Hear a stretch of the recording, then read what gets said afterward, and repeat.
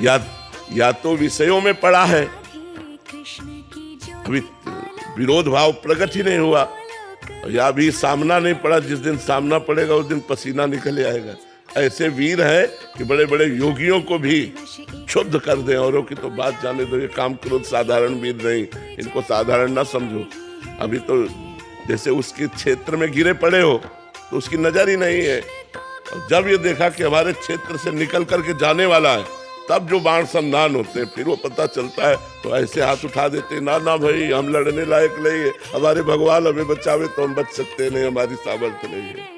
महाराज जी, कोई कहे अगर कि इस काम क्रोध को मैं परास्त करके अपने साधन बल से निकल जाऊंगा तो ये मतलब एक महात्मा 20 वर्ष से पेड़ की छाल सूखी हुई खाते थे।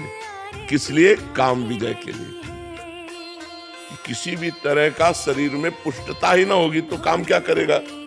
अवस्थि मात्र हुए रहे शरीर, हड्डी हड्डी शरीर में रह गई थी, और तपस्या करते।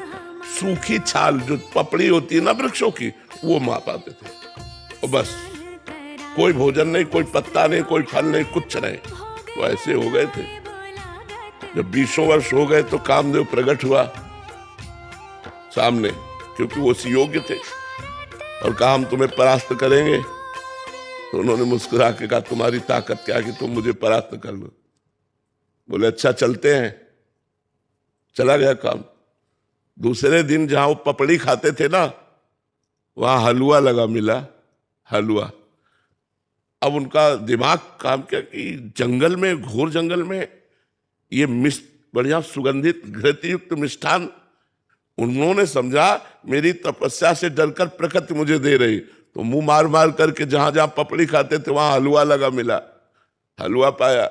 20-25 दिन हुए, थोड़ा खून दौड़ा नस नाड़ियों में।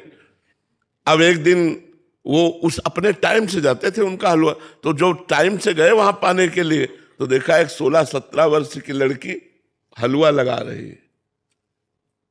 वही तो भयभीत होने का वो नाटक किया। बोले भयभीत मत हो, भयभीत मत हो, शांत रहो, नजदीक आओ। जो ही देखा तो कमल नयनी सुंदरी नजदीक छम छम करती हुई पायल। महाराज